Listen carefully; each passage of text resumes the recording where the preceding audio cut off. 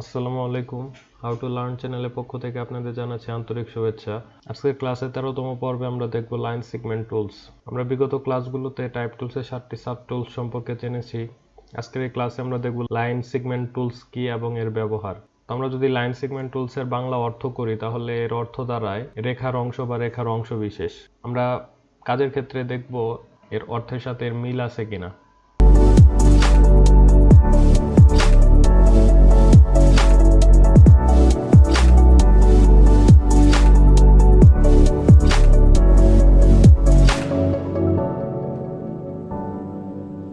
তো আমি line segment টুলসে click করছি।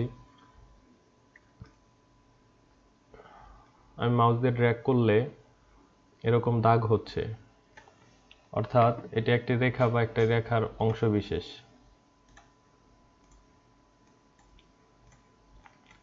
আমরা যদি শিফট চেপে দাগ দেই, শিফট চেপে যদি ড্র্যাগ করি তাহলে এটা একদম সোজা হবে। আমাদের ডিজাইনের ক্ষেত্রে শিফট অনেক গুরুত্বপূর্ণ। আমরা যদি কোনো ডিজাইন পারফেক্টভাবে করতে চাই সেই ক্ষেত্রে শিফটের কোনো বিকল্প নেই।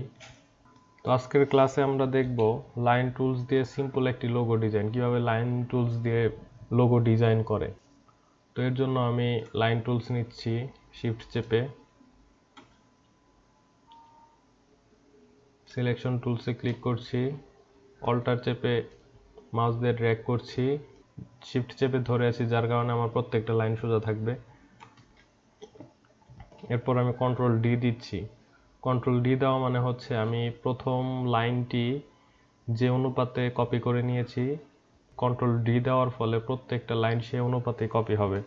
Control D. তো আমি মাউস দিয়ে ড্র্যাগ করে সম্পূর্ণ লাইনগুলো সিলেক্ট করলাম। এরপর control C, control F, paste to font.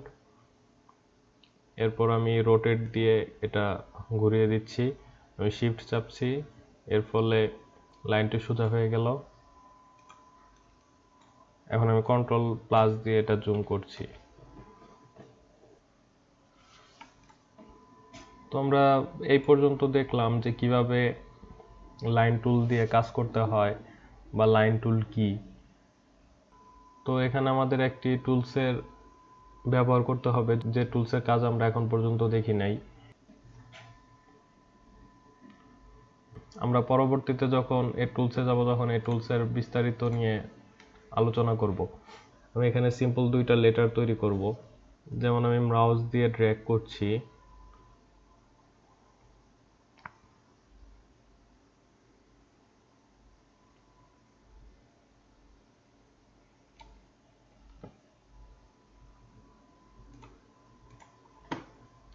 আমি এখান থেকে একটা কালার দিয়ে নিচ্ছি। এখানে ক্লিক করলে আমার কালারটা এসে যাচ্ছে।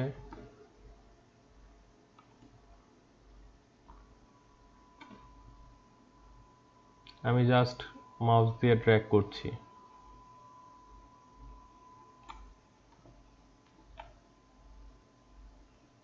আমি স্টকটা অফ করে দিব।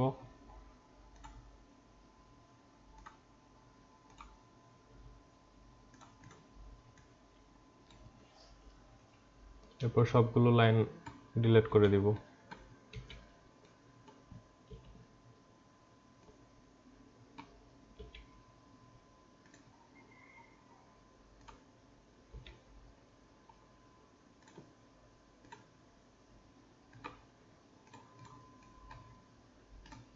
এখানে স্টক আছে, স্টকটা আমি অফ করে দিলাম।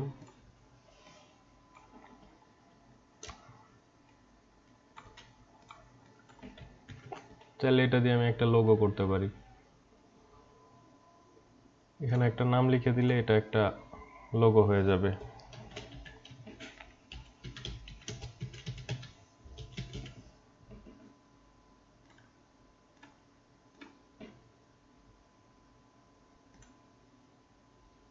আমি ক্যারেক্টার থেকে সবগুলো ওয়ার্ড ক্যাপিটাল করে দিলাম। একটা ফন্ট, এখন ফন্ট চেঞ্জ করব।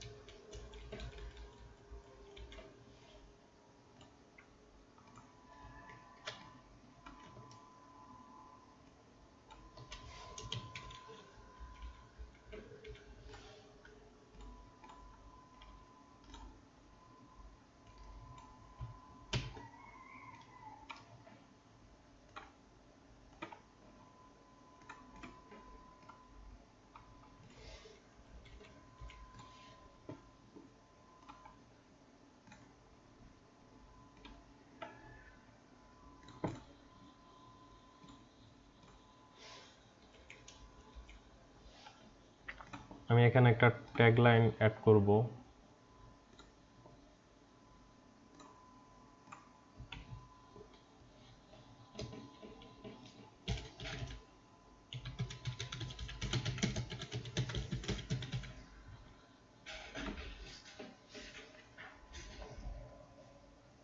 একটি লোগো ডিজাইনের ক্ষেত্রে সবসময় মনে রাখবেন ট্যাগলাইনটি সবসময় লোগোর থেকে ছোট হবে। আপনারা চেষ্টা করুন ট্যাগলাইনের সাইজ লোগোর থেকে 1/3 ভাগ করার। তো আমার লোগোর সাইজ আছে 17 সামথিং।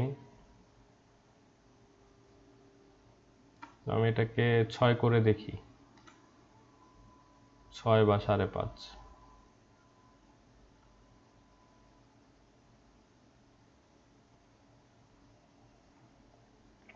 আচ্ছা, আমার এখানে 5 করে রাখি। এরপর আমি এটার স্পেসিং বাড়াবো। এর জন্য আমি শিফট চেপে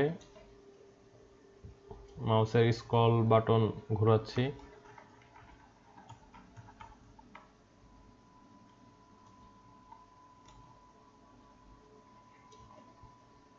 শিফট চেপে উপরের লাইনে ক্লিক করলাম, এরপর আবার উপরের লাইনে ক্লিক করলাম, এটাকে বলে কি অবজেক্ট। এরপর আমি অ্যালাইন করব কি অবজেক্টের সাথে, হরিজন্টাল অ্যালাইন সেন্টার।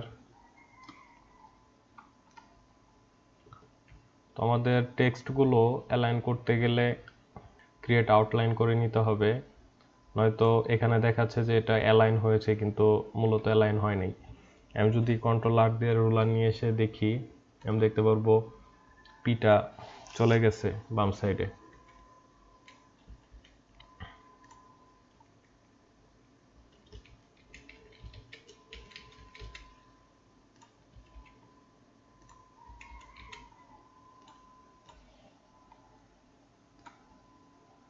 আমি স্পেসিংটা আরেকটু বাড়িয়ে নিব।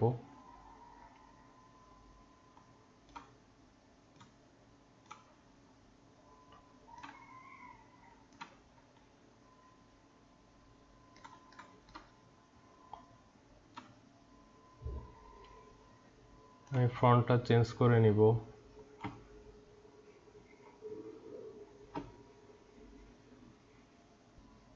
আমি এখানে একটা সানস সেরিফ ফন্ট দিলাম। তো স্পেসিং দেখা যাচ্ছে একটু বেড়ে গেছে ফন্টের জন্য, আমি একটু কমিয়ে নিলাম।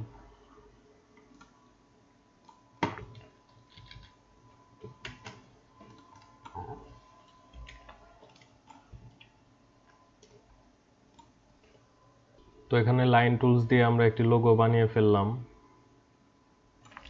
তো আপনাদের অনেকের কাছে ক্লাসটি কঠিন লাগতে পারে, এর জন্য আমাদের ফেসবুক গ্রুপ আছে, সেখানে পোস্ট করতে পারেন।